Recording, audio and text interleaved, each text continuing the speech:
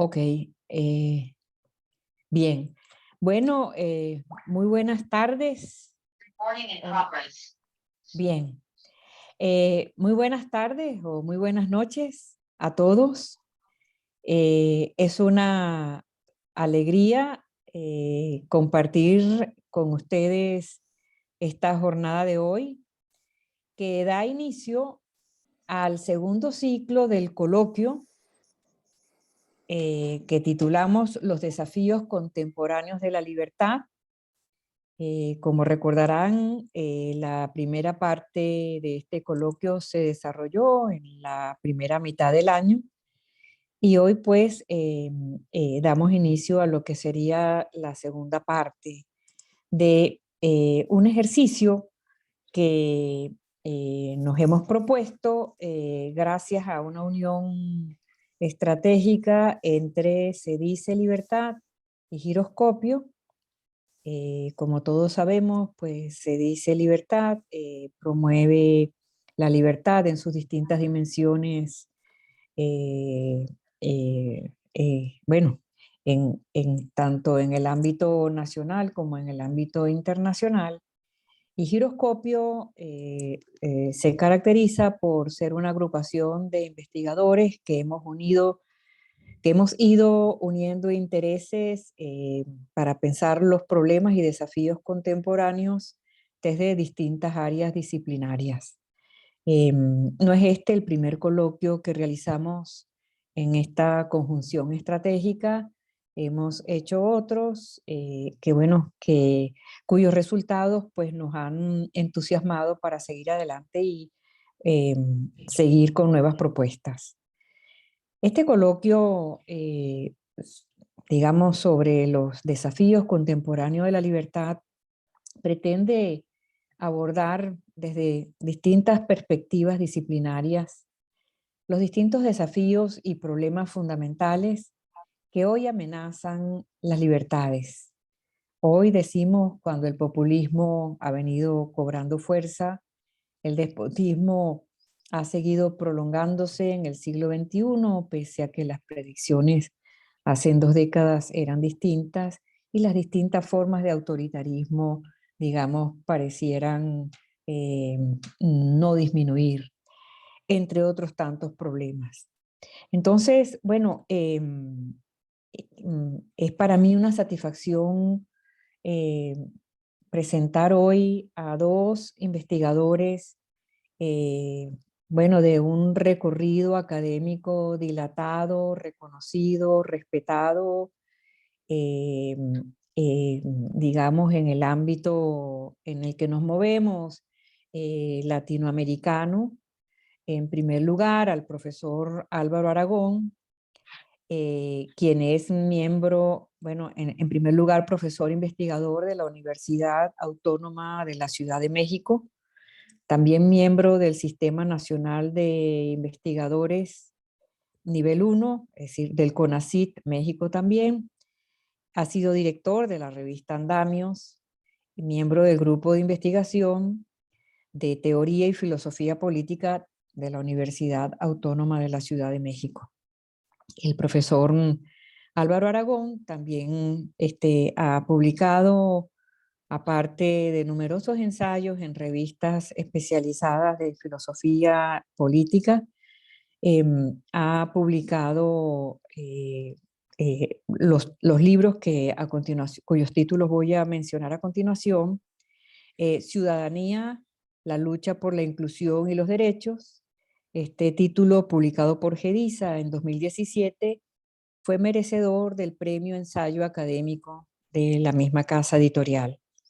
Y bueno, en él, como lo dice su título, se examina el concepto de ciudadanía a la luz de autores clásicos como Aristóteles y Cicerón, como también de autores modernos como Locke y Kant.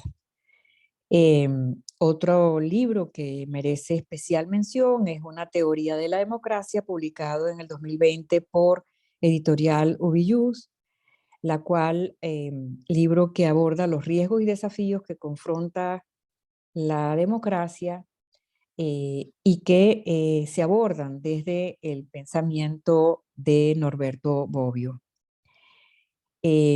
También le seguirá al profesor Álvaro Aragón, le va a seguir el profesor Omar Astorga, quien pues es doctor en filosofía de la Universidad Simón Bolívar, fue profesor, queridísimo profesor de distintas generaciones en el ámbito del pregrado y el posgrado de la Escuela de Filosofía y del Instituto de Filosofía de la Universidad Central de Venezuela, fundador de la revista Apuntes Filosóficos, coordinador central de los posgrados de la Universidad Central, y también sus escritos han sido objeto de, vamos a decir, merecedores de premios a la investigación filosófica, innumerables artículos en revistas especializadas, nacionales e internacionales, pero también libros que, como los del profesor Aragón, se consiguen en Amazon. Voy a mencionar los títulos principales del profesor Astorga: La institución imaginaria del Leviatán, El mito de la legitimación, ensayos de filosofía, política y cultura, y otro título titulado Ensayos sobre Descartes, Spinoza, Hobbes, Rousseau, Kant, Habermas, Bobbio y Paz. Bueno, poco pues, profesor Astorga. Em, em, eh, a continuación, pues quiero dar como un breve esbozo de las conferencias de uno y otros panelistas. El título de la intervención del profesor Álvaro Aragón es Populismo, Democracia y Libertad. El profesor Aragón, pues, se propone argumentar que el populismo y su promesa de ejercicio de la soberanía más activa a partir de la limitación de las instituciones y los contrapesos del Estado constitucional supone un riesgo para la democracia y las libertades.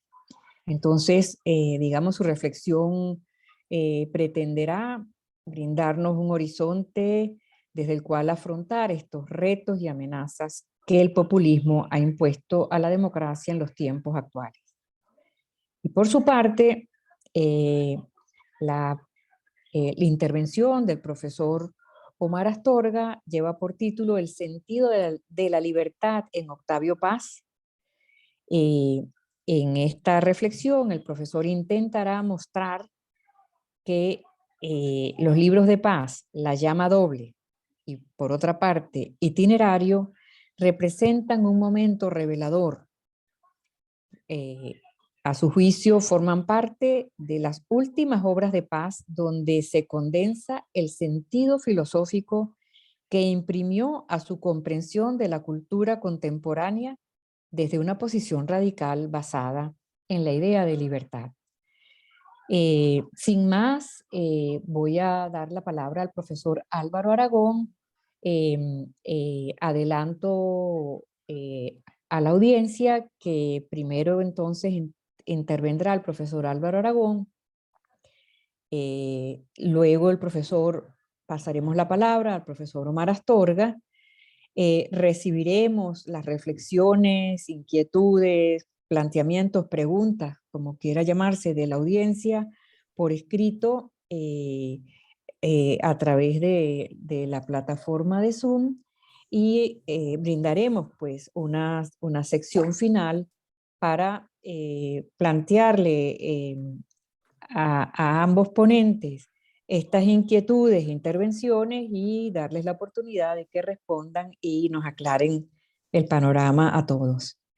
Sin más, entonces, profesor Álvaro Aragón, tiene usted la palabra. Muchas gracias, Fabiola, no solo por la inmerecida presentación, sino también por tu generosidad para invitarme. Y pues bueno, muy agradecido también con el profesor Omar Astorga y bueno, todo el grupo de trabajo que hay alrededor de Giroscopio, a María Eugenia, a Jessica Vargas, a Gabriel y bueno, a varios.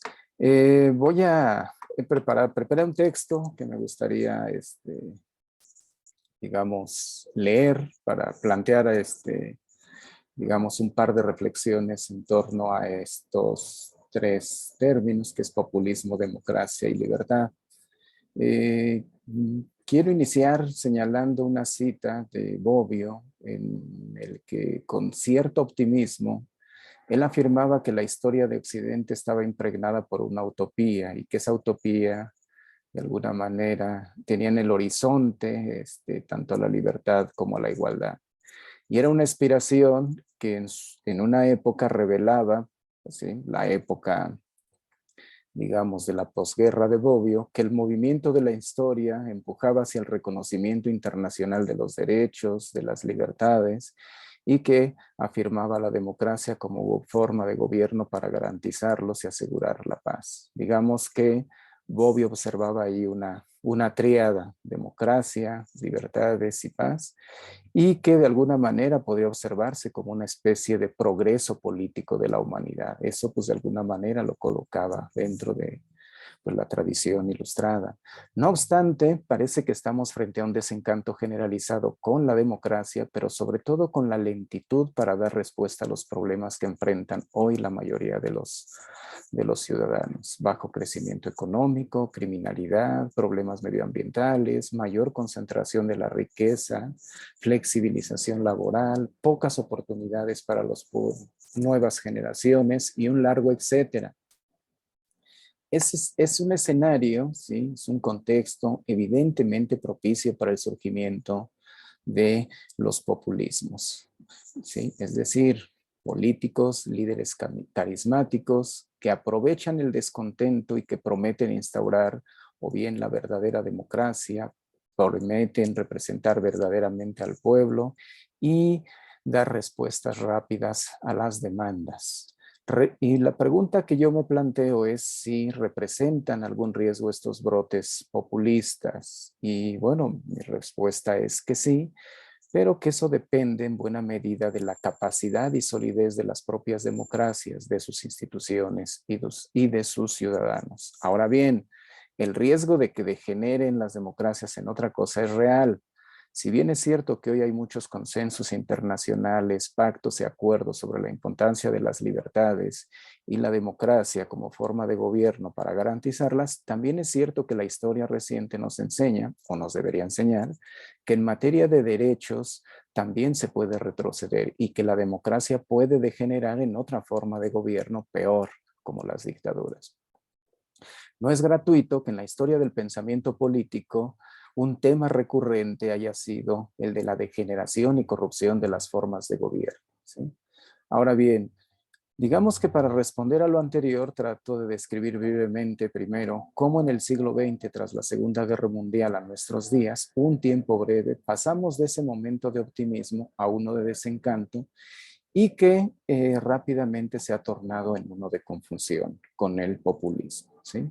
Y por último, pues trato de reflexionar sobre algunas posibles respuestas a esta confusión. Digamos que esta primera parte de optimismo y desencanto, quizá resulte exagerado afirmar que vivimos un momento de desconcierto político y de desconcierto democrático.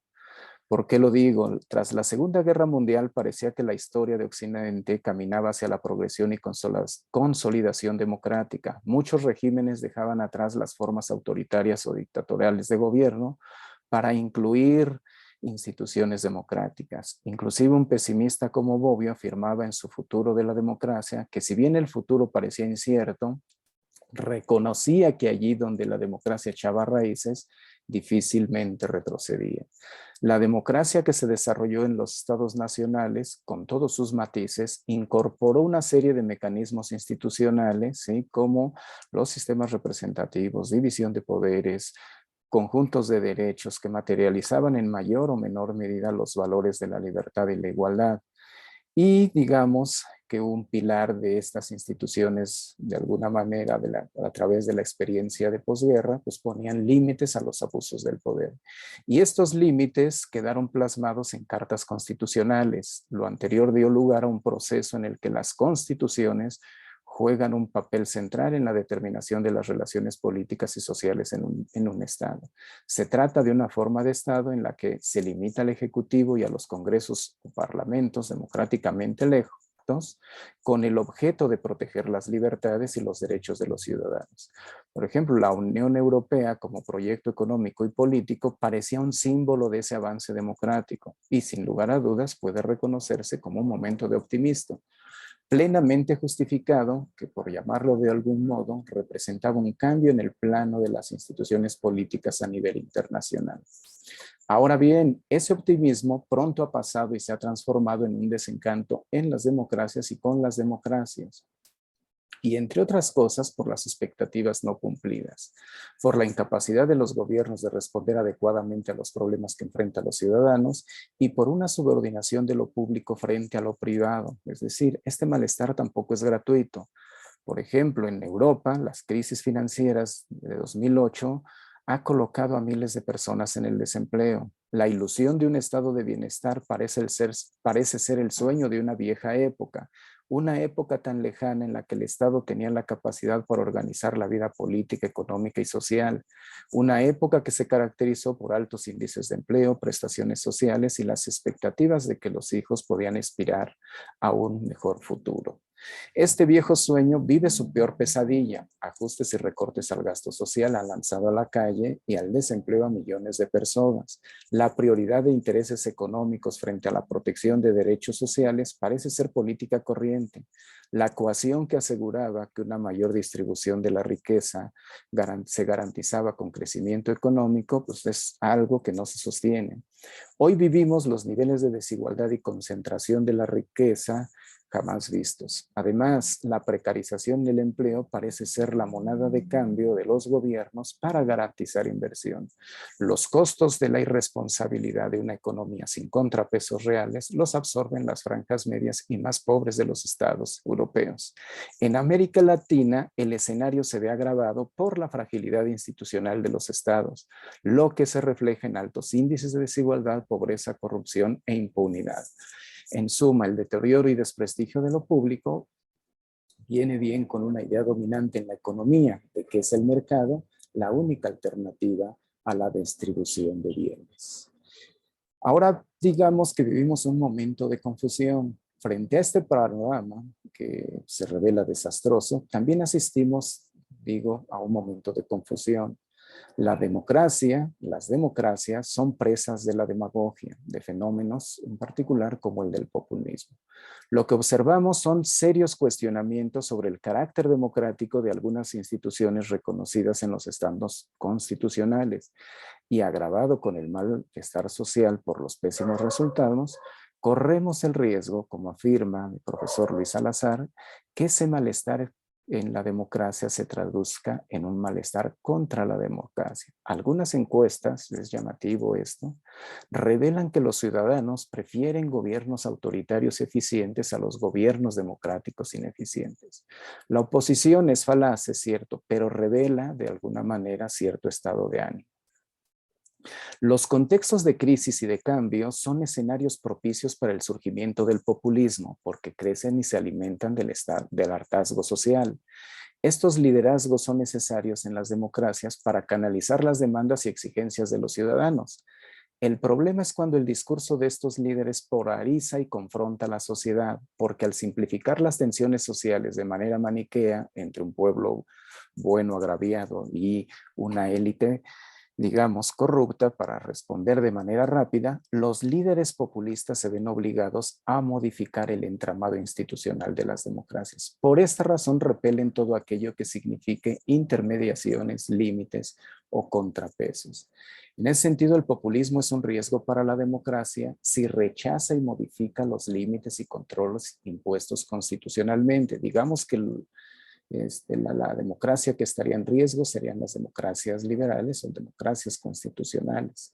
Si el populismo ve en los arreglos institucionales como la rigidez constitucional, división de poderes, supremacía de la Constitución, el control de constitucionalidad y la sustracción de los derechos a la voluntad de la mayoría como un atentado contra la verdadera soberanía popular, bueno, lo que hacen es modificar esos marcos institucionales con lo que hacen que las democracias que históricamente se han ido construyendo dejen de ser, digamos, democráticas. No hay que olvidar que las democracias realmente existentes son el resultado de una larga historia de luchas políticas por distribuir el poder y ampliar las bases de la participación política. Los límites a los poderes públicos presentes en la democracia son también el resultado de trágicos procesos históricos. El populista, ¿sí?, en ese sentido, crea una ficción histórica para la legitimación de su relato y pierden de vista, digamos, dos lecciones de la historia que dieron origen a estos instrumentos de limitación del poder.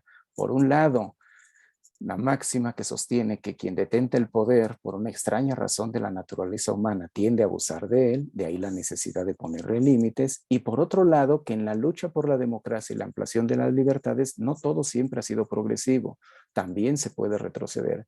Basta recordar lo que sucedió con el nazismo y el fascismo y recientes experiencias históricas, no solo en Europa, sino también en América Latina. Pero no solo eso. En la historia del pensamiento político, un tema recurrente es la degradación, corrupción y desaparición de las formas de gobiernos. En ese sentido, varios de los procedimientos y mecanismos institucionales de las democracias son resultado, ¿sí?, digamos, tienen el propósito de evitar, ¿sí?, que ese tipo de experiencias se repitan. Ahora bien, si bien es común que se asocie el populismo con la exaltación de la identidad particular del pueblo, los populistas toman una parte de la pluralidad que constituye al pueblo y la asumen como la totalidad. Se conoce como falacia de composición. Entonces el pueblo de los populistas son los pobres, son los obreros, son los indígenas, una raza en particular, un movimiento o bien una organización política. El populismo destaca como signos positivos los rasgos de su pueblo para contrastarlos con otros negativos, que tendría que ver con una élite, digamos, pero no solo una élite, pueden ser la clase política, los ricos, los extranjeros, etcétera, etcétera. Lo que no reconocen los populistas es que el pueblo de las sociedades altamente diferenciadas es un todo plural, no homogéneo, constituido por ciudadanos plurales con los más diversos intereses y las más variadas ideologías. Y es en ese sentido que el populismo se convierte en un peligro para la democracia y sus instituciones. Líderes carismáticos que apelan a los deseos, temores y pasiones de su pueblo y que prometen respuestas inmediatas. Para el populista, las instituciones representativas no son otra cosa que meros formalismos, límites a la verdadera soberanía popular. Si la Constitución, la rigidez constitucional, el control constitucional, la división de poderes y algunos derechos son un obstáculo para responder rápidamente a las demandas del pueblo, deben ser eliminados porque en última instancia lo que hacen es limitar la voluntad popular. En el fondo lo que subyace es la idea de que es mejor el gobierno de los hombres, el líder como encarnación del verdadero pueblo, frente al gobierno de las leyes. En algunas expresiones populistas el pueblo es asumido como la mayoría. Por tanto, asumen que todo lo que las mayorías decidan es legítimo y por ende democrático. Se trata de una concepción que reduce la democracia al principio de mayoría y pierde de vista la complejidad del entramado de reglas que operan junto a la de mayoría.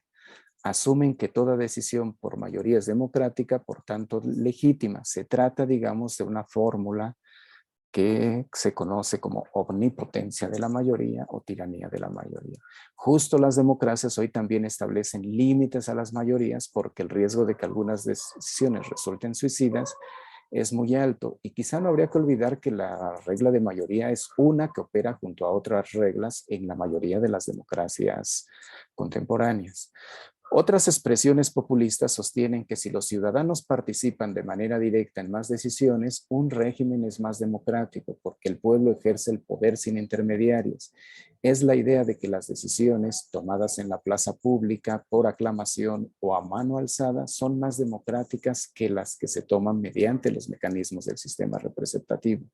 Se trata de una expresión en la cual un partido, un político, un grupo, un líder son la encarnación de esa mayoría del pueblo y por tanto tienen no solo la razón, sino el deber moral de imponer su voluntad. Estas expresiones asumen que la personalización del poder es el remedio contra los retos actuales. Digamos que también el populismo es un riesgo para la democracia, decía, si rechaza esos límites y controles impuestos constitucionalmente, porque pierden de vista, digamos otra vez, estas de alguna manera lecciones de la historia, que en materia de derechos y de libertades también se puede retroceder y puede no haber un momento de retorno. Entonces, la democracia, digamos, de los estados constitucionales es mucho más compleja que lo que algunas expresiones populistas sugieren. Consiste en límites a la mayoría, contrapesos, sistemas de mediaciones y controles establecidos en la Constitución. Es la idea, digamos, o subyace la idea de que en una sociedad plural los derechos de todos sin exclusión no pueden ser anulados por las decisiones de la mayoría. Es la idea de que el interés común es algo que se construye políticamente y no es algo dado previamente. Así, digamos que las democracias actuales, con sus grados y diferencias, suponen un complejo entramado de arreglos institucionales que tratan de hacer posible la mayor participación de los ciudadanos en condiciones de igualdad y que solo es posible si se garantiza a los ciudadanos un conjunto de libertades y derechos y si se evita el ejercicio arbitrario de cualquier forma de poder. Esto no quiere decir, por supuesto, que no haya que hacer la crítica a esas instituciones de la democracia liberal. Es necesario repensar esas instituciones, hacer una crítica democrática para que permitan, digamos, formas de expresión ciudadana más incluyentes. La relación entre tribunales constitucionales con los parlamentos en la definición de las leyes debe incluir mecanismos que en temas prioritarios los ciudadanos puedan expresarse. La incorporación de mecanismos de participación directa pueden ser perfectamente complementarios con los instrumentos de la democracia representativa y la revisión y reformulación de ciertos contenidos de derechos se tienen que hacer a la luz de las experiencias de las nuevas generaciones. Pero no es esto lo que los populistas presentan ni representan, ¿sí? El populismo, como la representación del pueblo moralmente superior, significa la anulación de la autonomía y la libertad de los ciudadanos. Los líderes populistas tienden a capturar, anular a los otros poderes en el nombre del pueblo cuando se constituyen en gobierno, ¿sí? Y por ello no son una alternativa viable a los problemas, porque tienden a agudizarlos y a profundizarlos. Sé que esta confusión se traduce en un malestar con la democracia y por supuesto que en ese sentido es aprovechada, ¿sí?, por estos líderes demagógicos. Justo el problema es que muchas de las reglas y de las instituciones democráticas se han mostrado insuficientes, pero no es claro que eliminando las instituciones representativas y los controles constitucionales se resuelvan los problemas antes descritos. Un hecho insoslayable es que la garantía plena de derechos y de libertades va de la mano del crecimiento de las economías. Todos los derechos cuestan, afirma un célebre texto, el bienestar cuesta, de tal suerte que no podemos obviar el problema económico. No obstante, estamos frente a un cambio de paradigma, como señala Ferrajoli, una suerte de retroceso en términos de modernidad. El cuestionamiento de lo público, vale decir que tanto por la izquierda y por la derecha, y la asimilación de los intereses privados como intereses públicos. Digamos que estaríamos en un momento, ¿sí?, de confusión en el cual lo económico, digamos, es rector de lo político. La historia reciente nos muestra que una crisis económica corre el riesgo de traducirse en una crisis constitucional y en una crisis política y de credibilidad de la democracia. Entonces, digamos, en este sentido, esta crisis pues, ha impactado directamente no solamente en la vida de las personas, sino sobre todo en la confianza o en las expectativas sobre las instituciones democráticas. E impacta, por ejemplo, la democracia porque digamos que el problema de la economía, sobre todo, por ejemplo, en la lógica política, pues tiene fuertes repercusiones. Digamos que por paradójico que parezca, la ampliación de los mercados y la generación de mayor riqueza supone ciertos factores de convergencia, como fuerte gasto social en educación, salud y creación de fuentes de empleo. No obstante, llama la atención que las medidas económicas que recetan los organismos internacionales y que adoptan los estados Justo es la reducción del gasto social lo que genera mayor pobreza y desigualdad. Impacta la democracia porque la competencia electoral exige de fuertes sumas de dinero que los inversores esperan recuperar, siempre a costa de lo público, lo que significa que los gobiernos deben responder en primera instancia a quienes los financian. Si a esto se le suma que los estados están cada vez más supeditados a las instituciones económicas, pues bueno, internacionales, inevitablemente se traduce en una escasa credibilidad de la democracia. Voy cerrando. La degradación de la política, digamos, en el contexto actual no puede ser peor, ¿sí? La política convertida en un espectáculo en el que la corrupción, la ignorancia y el cinismo son la moneda de cambio de las campañas electorales. Y esto solo es un efecto de este cambio de paradigma. Ahora bien, ¿cómo responder a estos desafíos? Primero, no es con visiones populistas, demagógicas y voluntaristas que se pueden enfrentar estos desafíos. Las experiencias de los populismos de esta ideología descendente del siglo XXI que han encarnado en las figuras de Trump, Chávez, Maduro o AMLO, por mencionar solo algunos, deberían de ser una advertencia. Es por el contrario a través del fortalecimiento de las instituciones públicas y del Estado de Derecho que las libertades y los derechos pueden estar sustraídos a los vaivenes de la política y del mercado. Los intereses de los poderes privados solo pueden contrarrestarse con otro poder, un poder público que tenga la fortaleza y el respaldo ciudadano. Esto significa el fortalecimiento de la esfera pública en la que los ciudadanos también tienen mucha responsabilidad.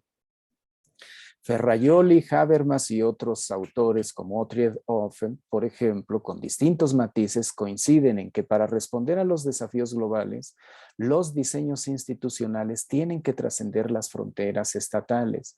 Hoy los estados nacionales tienen muy limitadas sus facultades para hacer, digamos, o para responder a muchos de estos desafíos que exigen acciones más allá de las fronteras estatales. Se requieren instituciones internacionales capaces de evitar que la especulación económica ponga en riesgo la estabilidad de los estados y las expectativas de muchos ciudadanos. Se trata de una protección internacional de ciertos bienes públicos, ¿sí? Como el aire, el agua, las medicinas, los alimentos básicos, los espacios públicos y, pues, por supuesto, las libertades. Y dada la incapacidad de las economías para garantizar el pleno, deberíamos repensar en otras formas de redistribución de la riqueza. Por ello mismo, una respuesta a la falta de la credibilidad en la democracia representativa pasa por repensar y dotar de sentido la representación política. Se trata de repensar los actores, los momentos y los procesos de su configuración. Se trata de repensar la construcción del espacio público y los actores sociales como los partidos políticos. Ello supone poner en el centro de nuestras consideraciones tanto al ciudadano como asegurar la independencia y autonomía de las instituciones que sostienen nuestros estados frágiles, débiles, maltrechos de derecho. Si queremos que los valores como la libertad y la igualdad sigan siendo la piedra de toque de esa utopía de Occidente, es necesario fortalecer la democracia y los poderes públicos. Digamos que un tema recurrente de la filosofía política es la pregunta por la justicia. La democracia incorpora implícitamente una tesis que supone aceptar que la incorporación y protección de los derechos y las libertades es la expresión de un orden justo. Este solo puede asegurarse tomando en cuenta las amenazas reales a la libertad y a la igualdad y en general a los derechos. Se puede asegurar si la democracia y sus instituciones logran limitar a cualquier poder público y privado por medio de la ley.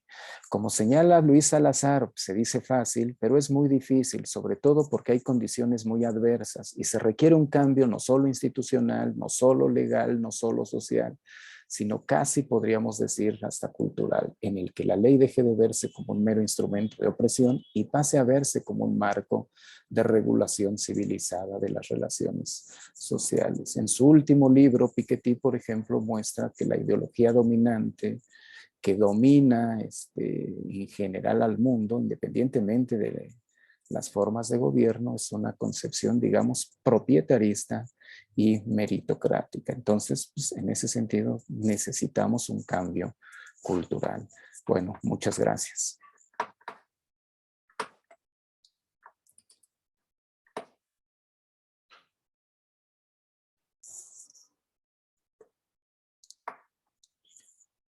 Hola, Fabiola, yo he terminado. ¿Está apagado tu micrófono? Muchas gracias, profesor Álvaro Aragón. Bueno, excelente reflexión y ya tendremos el tiempo para comentarla y pues como anunciamos al comienzo, pasamos la palabra al profesor Omar Astorga. Muchas gracias a la profesora Fabiola Bettencourt por sus palabras de presentación tan gratas.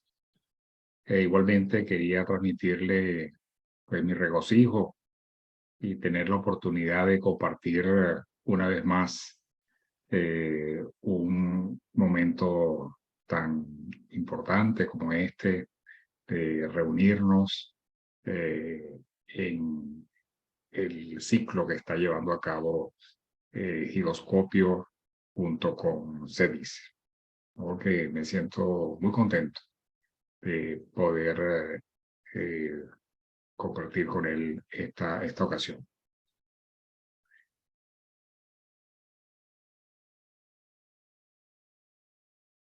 Bueno, como ya lo había anunciado la profesora Fabiola Bettencourt, el texto de mi ponencia, de mi intervención, es el sentido de la libertad en Octavio Paz. Voy a leer. Si se revisan diversos momentos de la obra de Octavio Paz, se podrá apreciar, tal como sucede, por ejemplo, en el caso de la filosofía, que no existe un ensayo dedicado sistemáticamente a la idea de libertad, aunque se puede apreciar que a lo largo de su obra, este pensador se refirió numerosas veces a esta idea. No obstante, se podría afirmar que es imposible o puede llegar a ser fallido el intento de exponer el sentido de la libertad en su obra. A pesar de ello, quizás sea de utilidad acudir a un momento significativo de la madurez de este pensador, ya entrados los años 90, cuando puso de relieve aspectos decisivos de su trayectoria intelectual. En sus textos de finales de siglo es persistente. Si bien se resiste a definir la idea de libertad, la utiliza de un modo enfático en su intento de encontrar el sentido de su reflexión sobre la cultura y la política moderna. Esto puede apreciarse especialmente en dos ensayos que muestran una gran sintonía y recogen buena parte de su trayectoria. Me refiero a la llama doble e itineraria. Con estos textos, Octavio Paz siguió siendo una luz que permitía apreciar con entusiasmo y a la vez con prudencia los diversos modos como vio su fin el siglo XX. El fin del régimen soviético fue uno de los grandes acontecimientos celebrados en nombre de la libertad. A pesar de la euforia económica que empezó a recorrer el mundo, Paz trató de colocarse en una posición que iba más allá de tal o cual ideología y suponía apuntar a la raíz de los nuevos acontecimientos. Nos decía que el fin del comunismo nos obliga a ver con mayor rigor crítico la situación moral de nuestras sociedades. Se podría ciertamente sostener que la mejor expresión de la libertad se puso a prueba precisamente en los diversos momentos en que se desafió y se combatió al totalitarismo. Aunque sería más apropiado decir que esa prueba tiene mayor validez cuando se muestran las tendencias autoritarias de cualquier índole, incluso en sus manifestaciones más sutiles. Cuando Paz llama la atención sobre la situación de nuestras sociedades, nos dice que sus males no son exclusivamente económicos, sino como siempre políticos, en el buen sentido de la palabra, o sea, morales. ¿Hacia dónde apuntaba con esta expresión? Al afirmar esto, no se refugiaba en una mera fórmula. Tenía presente las costumbres, el poder, la crítica, el Estado, el mercado, las ideologías, en definitiva, las formas como aparece o se oscurece la libertad.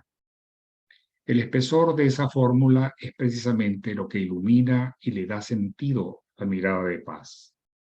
El asunto es complejo debido a la forma espiral que siempre le atribuyó a su discurso y que representa en gran medida la fecundidad de este pensador. Se parte de las raíces y se vuelve a ellas. Y en definitiva, lo esencial es el movimiento constante de ida y vuelta que permite aumentar la fuerza y lucidez de sus ensayos. La libertad es el fundamento que le da sentido a la moral y la política, y a un mismo tiempo el modo de abordarlas es lo que le da sentido a la experiencia de la libertad. No es posible una relación transitiva. Paz es un sutil observador que reconoce la densidad del asunto y por ello nunca se apresuró a ofrecer una definición de libertad. Más bien nos dice que no es fácil definirla, aunque quizás sea preferible recordar su advertencia de que definir la libertad es en el fondo un acto de imposición. La libertad se confunde, nos dice, con la noción de persona, vista como el fundamento de nuestras instituciones y de nuestras ideas sobre lo que deben ser la justicia, la solidaridad y la convivencia social. Si bien en diversos pasajes de la llama doble se le atribuye un gran valor a la idea de persona, es necesario tomar en cuenta que el autor le da un giro a su fórmula al afirmar que sin libertad no hay lo que llamamos persona, y tampoco hay persona sin alma. En su acercamiento a este asunto, acude, por ejemplo, a las ciencias naturales y no queda satisfecho con las explicaciones sobre el origen material del pensamiento. En ese discurrir por la ciencia, se observa que su interés por la naturaleza del alma es una respuesta a preocupaciones antropológicas, que, como se sabe, han sido una de las principales motivaciones de los grandes filósofos. El siguiente pasaje muestra con claridad ese sentido. El eclipse del alma ha provocado una duda que no me parece exagerado llamar ontológica, dice Paz. ¿Hacia dónde se dirige con esta afirmación? Volvamos sobre sus argumentos. La libertad es vista en principio desde la ética, o puede ser considerada desde el terreno metafísico de la necesidad opuesta al azar, o como resultado de la explicación científica. Paz juega con estas explicaciones y vuelve al punto de partida, llegando esta vez a un nivel superior, radical, que toma como asiento no una idea abstracta de libertad, sino la crisis de la libertad, vale decir, la crisis del alma, y es el reconocimiento de esa crisis lo que le lleva a atribuirle a su búsqueda un sentido ontológico. No obstante, nos advierte que a pesar de la fuerza del humanismo, el hombre se transformó en el gran fabricador que puede no solo producir la sociedad como artificio, sino también producirse a sí mismo como individuo e incluso lograr, como en el presente, que la inteligencia sea un artificio. Quizás por ello hace énfasis repetidas veces en los efectos de esta inteligencia, resultado de la cultura moderna. Bien podría decirse que este pensador estaba anunciando una suerte de poshumanismo, donde desaparece la existencia misma de la libertad. Como se ha dicho antes, Paz es luminoso cuando muestra el camino seguido por la historia contemporánea, pero ello no significa necesariamente que ofrezca respuestas a la crisis que venía observando. Digámoslo así, se trata de una luz dirigida a rescatar la fuerza de la libertad y a la vez de una mirada realista ante los frenéticos cambios que han afectado la condición humana, alimentados por la cultura moderna. Se trata de una tendencia que destacados filósofos del siglo XX ya habían visto cuando se referían al indetenible progreso de la técnica. En esa dirección, Paz advierte que la historia se ha vuelto al revés, cuando llega a la conclusión de que en ese contexto de cambios, donde reina el artificio, se expresa el paso a la barbarie. En este caso no se trata de algo excepcional, de una guerra mundial o de un campo de concentración, donde ya se había visto la destrucción no solo de los cuerpos, sino también de las almas. De un modo enfático, paz se refiere ahora al posible futuro de nuestra sociedad. Y lo anuncia no con una frase de regocijo, sino de alarma, cuando resume su interpretación del curso de la sociedad contemporánea en dos palabras que no son el resultado de una moda discursiva, sino el testimonio de una reflexión filosófica sobre la libertad, cuando termina hablando de la barbarie tecnológica. Frente a esto, ¿qué respuestas ofrece la política? Paz estaba consciente de cuáles son las bases que soportan la política contemporánea. Su reflexión va más allá de una reacción ideológica. Su crítica radical al totalitarismo, al logro filantrópico, cuando nos habla de un Estado desalmado, no es distinta al juicio que ofrece sobre la democracia al afirmar que la gran miseria moral y espiritual de las democracias liberales es su insensibilidad afectiva. Esto no significa que termine adoptando un tono apesadumbrado o conservador. El sentido de su reflexión sobre la libertad busca, como siempre, reivindicar la importancia de la mirada antropológica. Quizás por ello nos dice: toca a la imaginación creadora de nuestros filósofos, artistas y científicos redescubrir no lo más lejano, sino lo más íntimo y diario, el misterio que es cada uno de nosotros. Para reinventar al amor, como vería el poeta, tenemos que inventar otra vez al hombre. También se puede advertir que Paz no transita solamente el camino que conduce a la barbarie. Ese tránsito también le sirve de apoyo para justificar el fundamento crítico y a la vez regenerador de su propuesta. Veamos cómo lo dice. Nuestras instituciones, leyes, ideas, artes y, en fin, nuestra civilización entera está fundada en la noción de una persona humana dotada de libertad.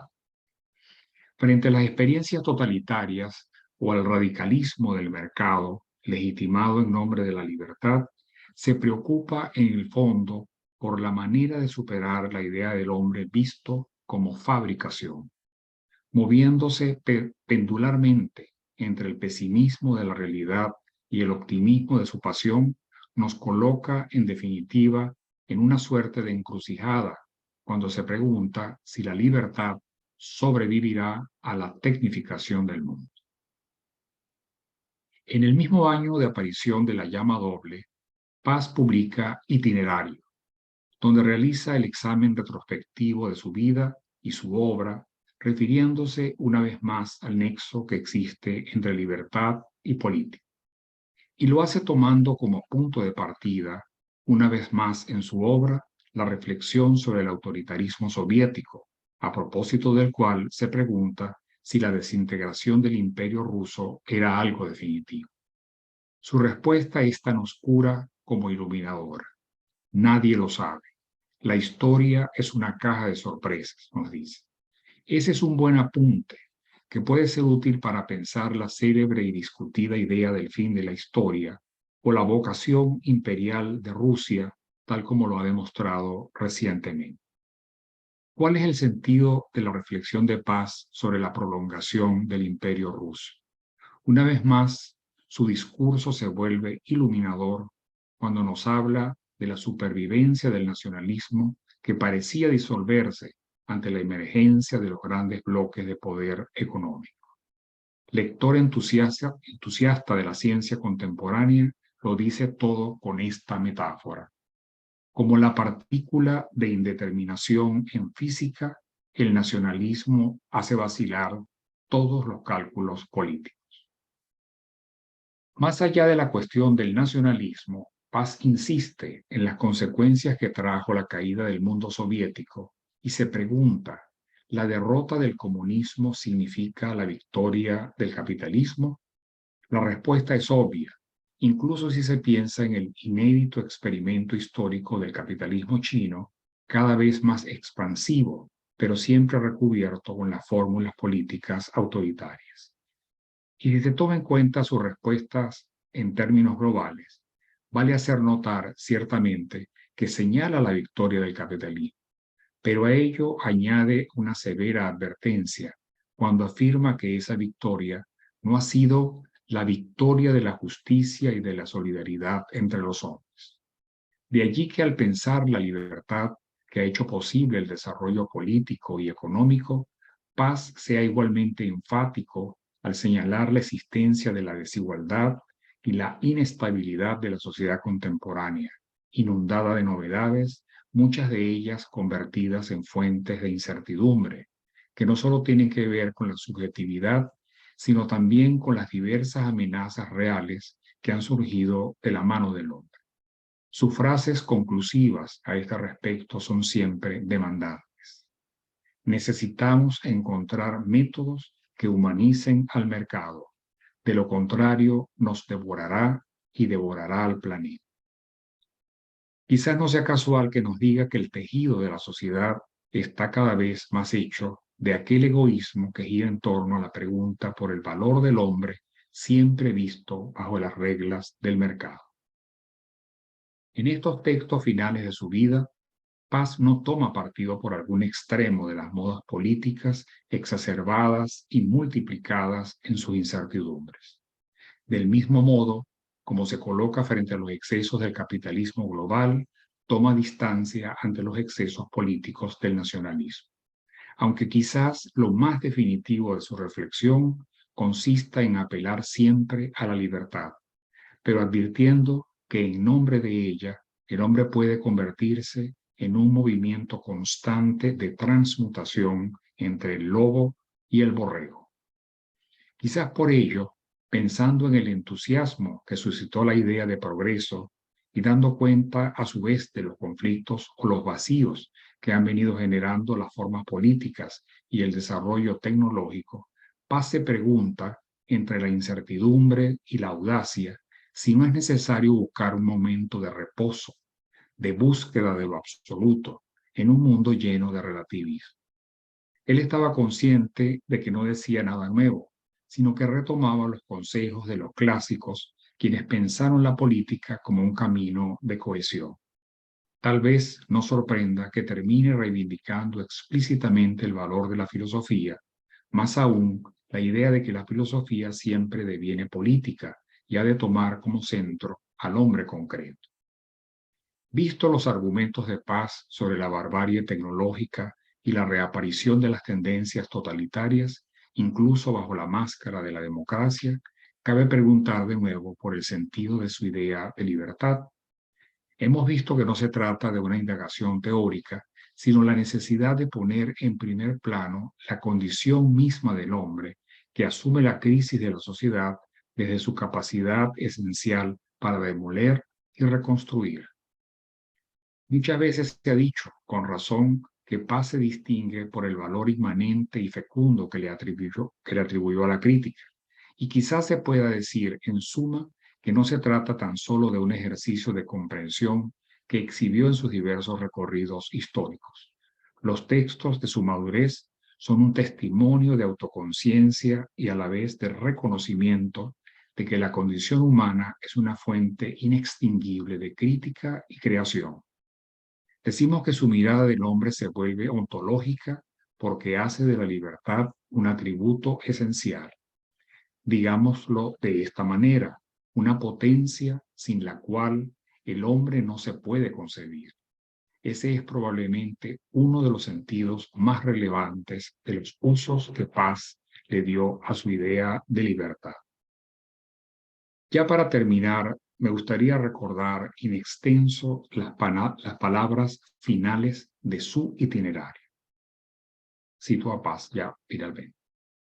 Un personaje delirante de Sade creía que el universo entero, de los astros a los hombres, estaba compuesto de moléculas malévolas.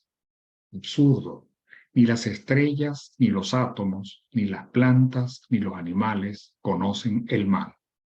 El universo es inocente, incluso cuando sepulta un continente o incendia una galaxia. El mal es humano, exclusivamente humano. Pero no todo es maldad en el hombre. el nido del mal está en su conciencia, en su libertad. En ella está también el remedio, la respuesta contra el mal. Esta es la única lección que yo puedo deducir de este largo y sinuoso itinerario. Luchar contra el mal es luchar contra nosotros mismos.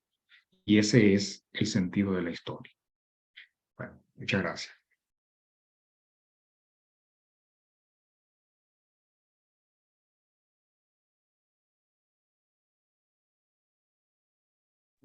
Gracias, profesor Omar Astorga. Bueno, gracias a los dos profesores. Excelentes intervenciones y bueno, la sala, digamos, muy estimulada por ambas disertaciones. Y bueno, aparte de elogios reiterados para uno y otro ponente, voy a comenzar con las primeras inquietudes dirigidas al profesor Álvaro Aragón. Le preguntan, ¿la frontera entre populismo y totalitarismo está marcada por la disposición de quien ejerza ese poder ilimitado de desplegar o no un control inmisericorde sobre la vida? Esta es una pregunta y hay otra que voy para, o una a una, ¿cómo prefieres, Álvaro? Bueno, las vi en el chat, ya las... ¿Las tienes pensadas? Ya, bueno, ya las vi, si quieres, adelante. Ok, bueno, entonces para la audiencia voy a leer la Exacto. segunda y luego para que vayamos con memoria fresca pasamos leo la tercera. La segunda dice, creo que la corrupción es la característica más nefasta y corrosiva del populismo, tanto los de signo de izquierda como los de derecha. Desde este ángulo, ¿cree usted que tanto AMLO, López Obrador como Bolsonaro son populistas? ¿En qué se diferencian?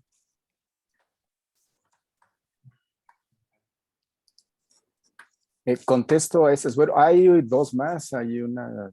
Bueno, por eso yo decía que respondamos primero estas dos.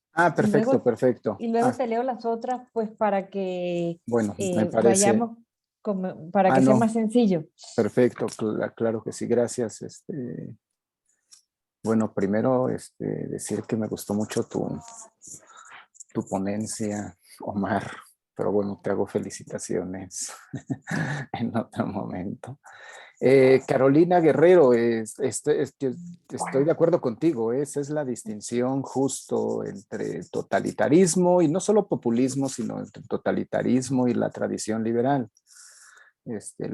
Digamos, la disposición, como tú dices, sobre el ejercicio del poder sobre la vida, entre la tradición liberal, tú sabes, y la ilustración, supuso de alguna manera reconocer a la vida humana como un valor, ¿sí?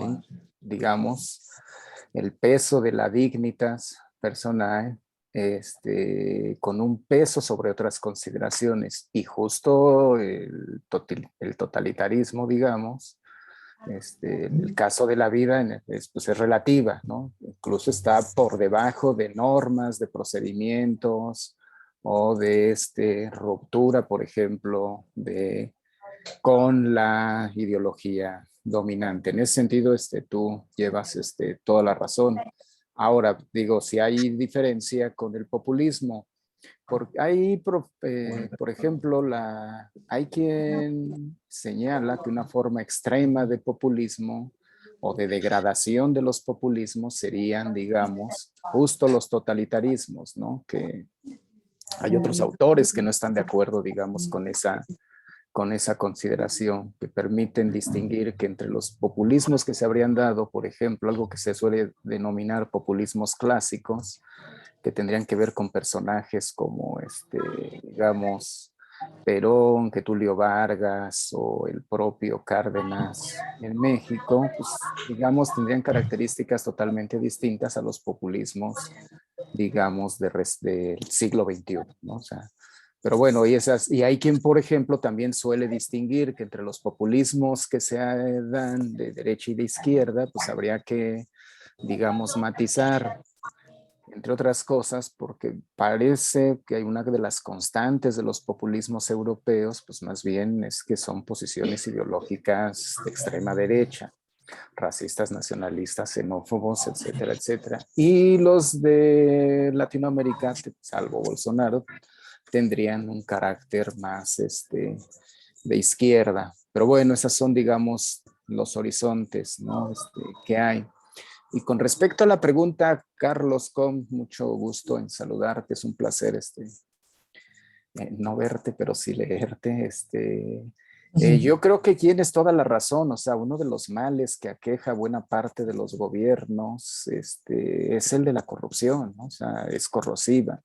Y en ese sentido, digamos que los populismos, yo no sé cómo, o sea, habrá que hacer un diagnóstico, claro, pero una de las acusaciones a Lula justo tiene que ver con que inclusive una persona de izquierda con el contexto, digamos, de su propia historia, pues parece que no escapa el partido a ese fenómeno. Y por ejemplo, en el caso de México se puede decir lo mismo. Una de las banderas del gobierno es esa y pues bueno, hay otras formas de corrupción o de nepotismo o de ineficiencia que pues son iguales de dañinos. Y yo sí veo, o sea, aun cuando ambos, digamos, configuran una idea de pueblo al que apelan, al que se dirigen, a las emociones, hay diferencias entre ambos populistas, ¿no? Entre AMLO y Bolsonaro. En este caso, por ejemplo, AMLO no es ni racista, sí, tendría, digamos, una característica más de corte social, pero ambos, digamos, utilizan discursos, retórica, apelan a las emociones,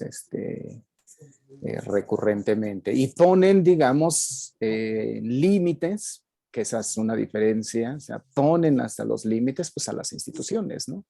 En algunos casos limitándolas, en algunos casos doblegándolas. Pero bueno, espero haber respondido, Carlos. Bien, bueno, exacto. Continuamos entonces con la tercera intervención de la audiencia. Dice, ¿qué pasa con los sujetos de la democracia en América Latina? Las grandes mayorías, el sujeto pueblo que sigue apoyando y votando por este tipo de propuestas populistas, entendiendo que en gran medida el populismo cristalizó como una de las formas políticas más y mejor prosperó en este lado del mundo. Chávez, Bolsonaro, Evo, Kirchner, Correa, AMLO, entre otros, no cayeron del cielo. Hay un terreno fértil para que este tipo de liderazgos aniden y prosperen por estos lados del mundo. Está hablando de América Latina. Estos líderes tienen arraigo popular, poco parece importar experticia técnica, conocimiento, probidad, eficiencia, entre otros. Un líder populista bien puede ser un actor o un deportista famoso. Entre tanto, la democracia pasa a ser una instancia de competencia de popularidad inscrita en un modelo social espectáculo. No se vota por quien tenga el mejor perfil político y gerencial, sino por aquel que logre instalarse en el mercado de los sentidos. Abierta también vamos a decir, la inquietud para el profesor Astorga si quisiera decir algo, pero va dirigida a ti, Álvaro. Sí, muchas gracias, Johan López. Yo estoy de acuerdo contigo, o sea, es cierto, o sea, digamos que estos líderes populistas pues no caen del cielo, digo. Ahora, lo cierto es que, como tú bien señalas, hay un terreno fértil y es ahí donde me parece que hay un enorme reto, o sea, porque hay un contexto que permite que se recreen ese tipo de liderazgos.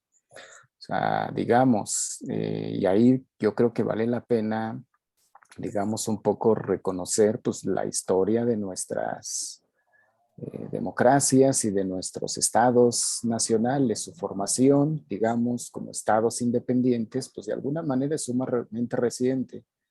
O sea, digamos, uno de los problemas que tenemos en la mayoría de los estados es que pues, el Estado de Derecho no fue una realidad como lo fue en Europa, ¿no? O sea, los estados eran estados patrimonialistas y sobre esas bases se quisieron, digamos, imponer una serie de instituciones, una serie de arreglos y de diseños institucionales que, pues bueno, de pronto no, digamos, no cumplen con los propósitos para los cuales fueron, digamos, pensados o experimentados en otras latitudes. Y ese es un problema. Y si a eso le sumamos, digamos, estos problemas que tú evidencias, ¿no? Pues bueno, pues digamos que tenemos un caldo de cultivo para que alguien venga y de pronto diga que puede resolver los problemas o de la migración o de la pobreza o de la desigualdad en 5 minutos. Nosotros hemos tenido ejemplos en México de gente que propone cosas así y uno se puede preguntar, ¿y por qué, digamos, los ciudadanos los votan? Bueno, pues entre otras cosas, digamos, en México el caso ejemplar es el hartazgo social, ¿no? O sea, la experiencia de los partidos políticos y de la clase política, pues alimenta en buena medida, digamos, o incentiva este tipo de liderazgos y pues bueno, son bien recibidos. Ahora, no pasa a mayores, pues cuando no tienen, digamos, cuando hay instituciones que los controlan, que los limitan. El problema es cuando como gobiernos, cuando llegan como gobiernos, pues bueno, ponen en tela de juicio, pues muchas de estas instituciones ya de por sí frágiles, ¿no? Ya de por sí con poco reconocimiento por los ciudadanos. Por ejemplo, en México hay mucho más confianza por parte de los ciudadanos de instituciones totalmente tradicionales. La gente confía más en el ejército, confía más en la iglesia y confía más en la familia que respecto de otras instituciones, un poco para dar cuenta de, digamos, cómo están los estados de ánimo, pero llevas toda la razón, estoy de acuerdo contigo, Johan López. Sí. Bueno, gracias por esa respuesta. Álvaro, hay otra inquietud para ti.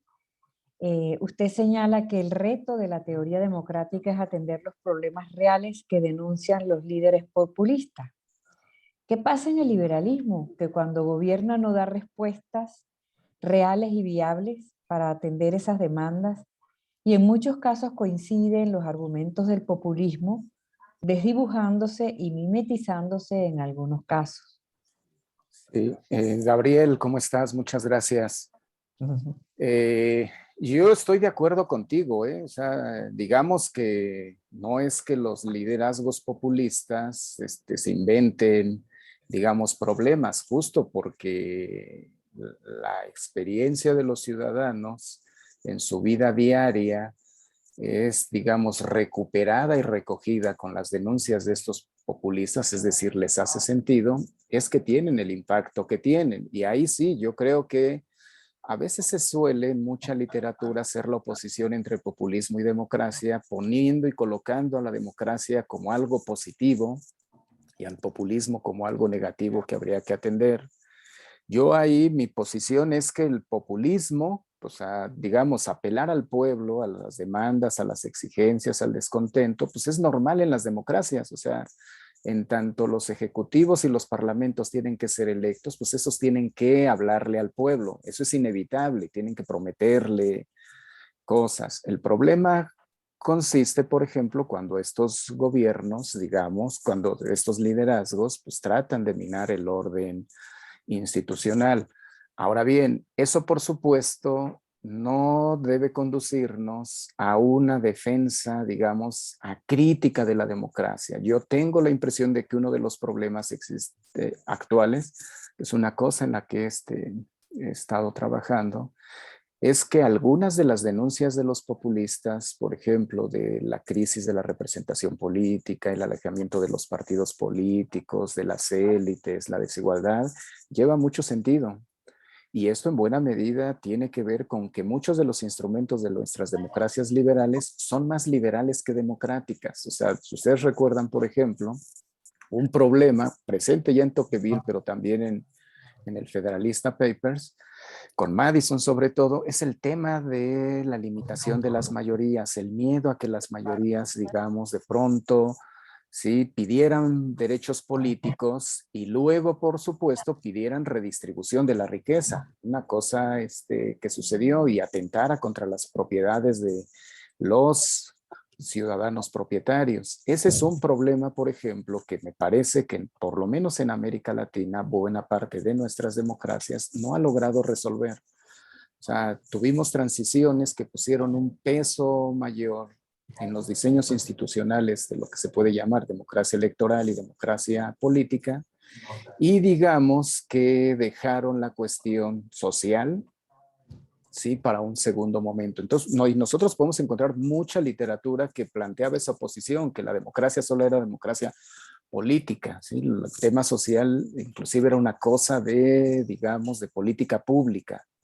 Muy recientemente hay muchos esfuerzos teóricos para hacer conjugar el tema digamos, del carácter social, incluirlo dentro del propio lenguaje, que es el lenguaje de los derechos, pues para que estén en condiciones de simetría. Ahora, una cosa es que teóricamente podamos resolver esos entresijos y otra cosa es digamos, diseños que tienes que hacer como para atender los problemas sociales que son justos, y entonces en ese sentido habría que repensar varias de nuestras instituciones democráticas, pero además en el contexto actual se ha agravado, ¿no? O sea, porque digamos que de alguna manera los estados, sobre todo a partir de los años 80, tienen poca capacidad para decir en problemas, por ejemplo, de política monetaria. Cuando la gente dice, bueno, es que los de izquierda y los de derecha, pues mira, parece que son iguales, algo llevan de razón, ¿no? O sea, si en temas de redistribución, de política económica, de apertura comercial, etcétera, etcétera, no pueden o no tienen mucho margen para definir, porque hay mecanismos o hay, digamos, instancias internacionales que los limitan. Casi en todos los estados hay bancos centrales que se encargan de eso. Bueno, hay, digamos, que poco margen de acción para los gobiernos para decidir sobre ciertas prioridades. Espero haber respondido, Gabriel. Bueno, gracias Álvaro por las generosas respuestas. Ahora las inquietudes van dirigidas a la intervención del profesor Omar Astorga. Paz también escribió un excelente ensayo sobre modernización sin modernidad. ¿Puede haber libertad sin modernidad? Profesor Astorga. Sí, sí, bueno, me parece muy importante esa observación, esa pregunta, porque un tema permanente de la reflexión de Paz fue precisamente el de la cultura moderna. Y digamos que respecto a este modo, digamos, como se desarrolló la historia contemporánea o la historia moderna, vamos a decirlo así, Paz tuvo idas y venidas, ¿no? Fue un gran admirador de los modernos, sin duda, pero a su vez fue un notable crítico. Creo que no se trata de una contradicción, sino de una tensión permanente de la cual su obra, se podría decir, fue testimonio. Ahora, no se trata de abordar este asunto de un modo solamente genérico, panorámico, se acerca, se aleja. Yo diría que hay dos aspectos que es importante destacar en la reflexión de Paz, sobre todo por las influencias que tuvo, las influencias de grandes pensadores del siglo XX, desde Heidegger hasta Ortega, por dar un ejemplo, ¿no? ¿Qué es la diferencia que él observa entre la reivindicación de la técnica y la reivindicación del humanismo?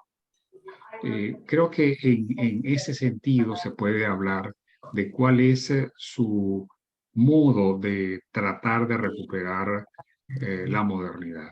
En el caso de la técnica es lo que he tratado de señalar.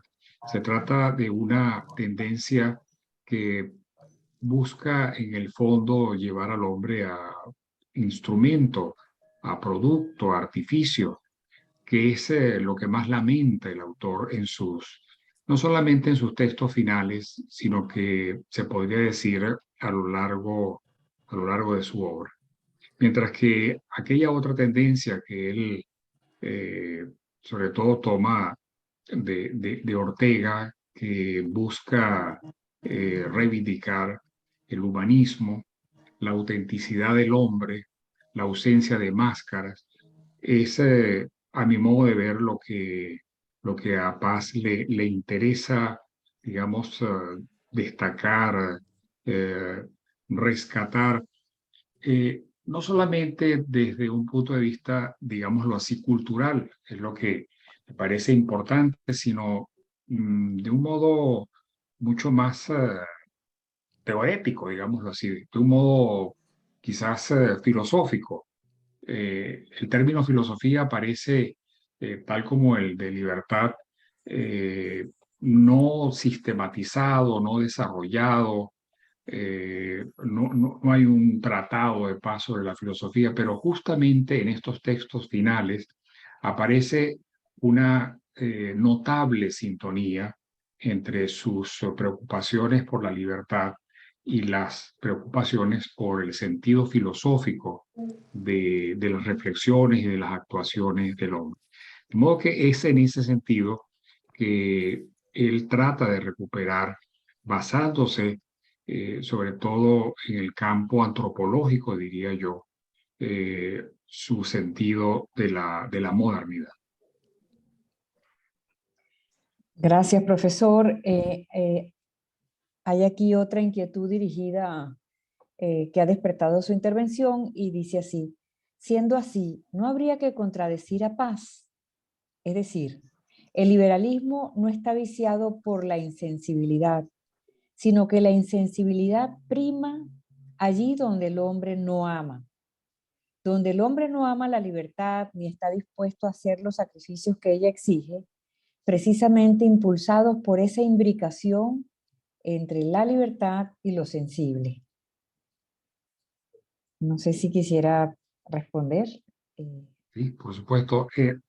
Claro, es justamente lo que señala el propio Paz, refiriéndose no tanto al autoritarismo, porque en el caso del autoritarismo es visible el ánimo de aniquilación, de destrucción, como él dice, no solamente de los cuerpos y de las almas. Él se refiere a la insensibilidad a propósito de la democracia liberal, porque todos la celebran, todos la legitiman como que si fuese al modo Fukuyama, pues la manera como la historia va a celebrar su triunfo y todos llegamos a un momento definitivo.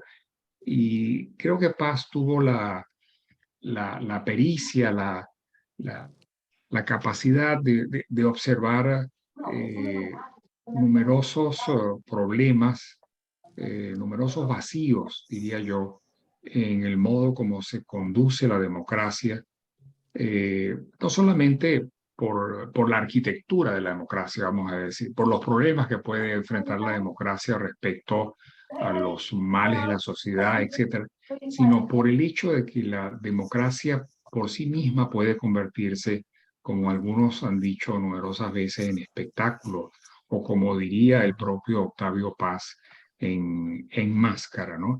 Y ciertamente, pues en el caso de la máscara, del espectáculo, del artificio, no hay mucho lugar para el amor, ¿no? Yo creo que es importante tomar en cuenta que, por ejemplo, en La llama doble, esa reflexión tan crítica que él hace acerca del hombre moderno, de la cultura moderna, es resultado de su extensa reflexión sobre el amor, que según confiesa, pues fue una de sus grandes inquietudes, fue una de sus grandes preocupaciones que nunca logró plasmar sino hasta ese momento. De modo que el propio autor demuestra en su obra la importancia de la sensibilidad, yo diría en el sentido más amplio del término, para evaluar, en este caso, a la misma política. Gracias, profesor. Luego aquí hay otra intervención dirigida a usted que dice: creo que el posthumanismo que de alguna manera a ambos ponentes. Creo que el poshumanismo que de alguna manera ambas ponencias presuponen ya vislumbran un totalitarismo tecnológico y o del dinero al que todos estamos sometidos. Los viejos paradigmas, democracia, populismo, totalitarismo, entran en crisis ante este surgimiento del posthumanismo. No sé si... Adelante, Omar, adelante. Bueno, claro, yo destaqué este término que no lo utiliza Paz, el de poshumanismo, pero me parece que sus reflexiones de alguna manera estaban en sintonía o quizás se podría decir anticipan esta tendencia que uno ve más claramente en las primeras 2 décadas del siglo XXI. Y justamente Héctor lo dice, creo que con mucha claridad, el posthumanismo en buena medida es un desarrollo bastante radical de las tendencias tecnológicas, tecnocráticas que hemos visto en los últimos tiempos y que son cada vez más expansivas. Estamos sometidos hoy en día, como algunos han dicho, a los algoritmos, ¿no? Como que si fuesen inocentes. Y creo que esa tendencia a la adoración, vamos a decirlo así, de lo tecnológico, no es nada inocente, sino que supone esquemas globales de dominación, como lo han demostrado muchas corporaciones, muchas tendencias, e incluso el hecho de que hoy en día un presidente cualquiera, incluso el país más poderoso del mundo, tiene que solicitarle la opinión y casi hasta el permiso a un gran empresario tecnológico, ¿no? Como se ha visto en muchas ocasiones, hasta el Papa lo hemos visto en esa situación. Bueno, creo que esto habla del peso que ha tenido el desarrollo tecnológico en este sentido, digamos que ya señalaba Paz, de subordinar las tendencias auténticamente humanas a lo que él llama pues los extremos de la tecnología. No sé si Álvaro, si el profesor Aragón quería decir algo Yo sobre este creo punto. que no. Digo, confieso que tendría que, no tengo una respuesta puntual, tendría la verdad que reflexionar un poco acerca de lo que plantea. Entonces, prefiero irme a leer un poco, reflexionar, y para no correr el riesgo de decir algún sinsentido. Gracias. Hay un participante que pide a los ponentes hacer algún comentario sobre la perspectiva populista de Ernesto Laclau. ¿Tú quieres decir algo, Omar? Adelante, adelante. Bueno, O como tú quieras. bueno, me gustaría que tú lo comentaras primero, a ver. ¿No? Sí, bueno, digamos que a ver, hay dentro de los estudios del populismo, digamos que nosotros podríamos, a ver, voy a decir esto así como muy de manera muy genérica, podríamos encontrar como dos grandes perspectivas acerca del populismo. Aquella que sostiene que el populismo es una especie de revitalización de la política y de la democracia, está replanteando lo político constantemente, y en ese sentido el populismo, digamos, no sería una amenaza para la democracia, sino sería, digamos, un tipo de retórica, un tipo de estilo ideológico que surge, digamos, en los bordes de la democracia para repolitizar, digamos, la política y la propia democracia, recreando, digamos, el concepto que utiliza, significantes vacíos, y ese significante vacío tendría que ver con la noción del pueblo. Digamos que en sentido estricto sería como una visión no negativa del populismo, y las otras tendencias, y quizá valga la pena decirlo, la literatura dominante sí reconoce en el populismo, digamos, un riesgo para las democracias liberales, un riesgo para las democracias constitucionales, digamos, solo por mencionar textos. El propio texto de Werner Müller, ¿no? O de Nadia Urbinati, o el más reciente inclusive de Rosanvallón, digamos que sostiene que pues, la democracia como como experiencia política, pues digamos que se mueve en límites, y el populismo, digamos, sería una experiencia democrática límite, ojo, que puede degradar en otra cosa peor, él le llama democraduras, ¿sí? Pero en todo caso, Rosanvallón advierte que pues, el populismo es una forma, digamos, degradada del propio ideal democrático, ¿no? Entonces eso sería, digamos que en ese sentido, para muchos autores, o no para muchos, para un grupo de autores, digamos que la figura de Laclau vendría, digamos, a cumplir un papel dentro de la tradición de izquierda de una resignificación del populismo. Y eso tiene que ver con su tradición, o sea, viene de izquierda, marxista, y lo que sucedió fue un desplazamiento del sujeto histórico. El sujeto histórico deja de ser clase obrera, y es desplazado por la noción de pueblo, ¿no?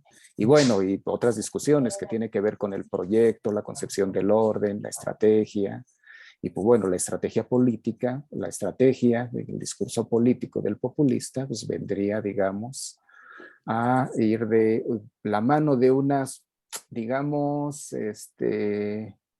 concepción hegemónica, ¿sí? Y que viene de Gramsci, o que recupera de Gramsci, acerca de un discurso que tendría que posicionarse a partir de la noción de pueblo. Por eso el populismo constantemente estaría recreando esa figura de pueblo. Por eso sería un significante vacío que nada puede ocupar. Entonces, pero en términos generales es como la visión no optimista, pero sí, digamos, positiva del populismo frente a una larga literatura que más bien considera el populismo como una visión negativa. Bueno, ya que se ha hecho la referencia a Ernesto Laclau en el comentario, yo diría ciertamente que la tradición populista de alguna manera trató de ser, digamos, como puesta en su lugar en este libro famoso que él tiene sobre poder populista, ¿no? O la razón La populista, razón populista, sí. así es que se llama. Y creo que su intento es bastante lúcido en relación a las bases teóricas que deben tomarse en cuenta para entender el fenómeno populista. Solo me gustaría decir que en algún momento me sorprendió que en el texto se le diese tanto peso al concepto de pueblo, ¿no? Un concepto que sabemos que ha sido pues objeto de mucha manipulación, de diversos usos o de diversos abusos, y que en el fondo no hacen más que legitimar, como se hizo durante siglos, pues la experiencia populista, ¿no? Es decir, apelar al pueblo como el sujeto principal de la vida política, pues no hace más que poner de relieve eh, la vigencia que tienen algunas posiciones respecto al populismo, en este caso, yo diría sobre todo de América Latina, que es de donde ha partido la reflexión, aunque sabemos que esto vale también para Europa, vale para el populismo ruso, vale para muchas experiencias, pero me parece que en el caso de América Latina esto está bastante, digamos, centrado, ¿no? Entonces, para decirlo en términos que a Álvaro creo que le resultan familiares. Cuando leí esa referencia tan enfática a la idea de pueblo, me recordé de Hobbes, es decir, y bueno, aquí está el esquema hobbesiano reproducido y que no da precisamente lugar a un esquema liberal, sino más bien a un esquema, claro, digamos, despótico absoluto, pero donde también cabe la posibilidad del populismo, ¿no? Sí, de acuerdo. Bueno, sí, bueno, por las limitaciones del tiempo, pues debo agradecer a ambos ponentes haber enriquecido toda la sesión de hoy, no solamente con sus intervenciones, sino también con todas estas reflexiones, intercambiando con la audiencia. Hubiéramos querido que el tiempo fuera más amplio para seguir reflexionando e intercambiando puntos de vista. Hubiera querido dar lugar a ahora un intercambio entre ambos ponentes sobre sus propias intervenciones, pero el tiempo, digamos, no lo permite. Entonces, yo sencillamente quisiera cerrar nuevamente agradeciendo no solo a nuestros ponentes, sino también a toda la audiencia tan activa, con, digamos, inquietudes tan agudas que han enriquecido la tarde. Agradecer nuevamente a CEDICE, esta casa que nos aloja con tanta generosidad y amplitud, y invitarlos a todos para la siguiente sesión de este coloquio, este próximo miércoles 28 de octubre, a la misma hora de hoy, para México la 1 de la tarde, para Chile las 2 de la tarde, para Venezuela también las 2 de la tarde y para España las 8 de la noche, donde tendremos una intervención de la profesora Jessica Vargas titulada Emociones en Política y sus tensiones con la libertad, y otra intervención de la profesora Julieta Marcone titulada Libertad y Republicanismo. Si no hubiera lugar a más, pues entonces sería despedirnos y agradecerles a todos y que continuemos todos los temas que han quedado abiertos en el transcurso de las próximas sesiones de este mismo coloquio. Muy buenas noches a todos. Muchas gracias, Fabiola. Muchas gracias, Omar. Y gracias a todas y todos por sus preguntas. Ya se dice por el alojamiento y a Giroscopio también. Gracias. Gracias, igualmente.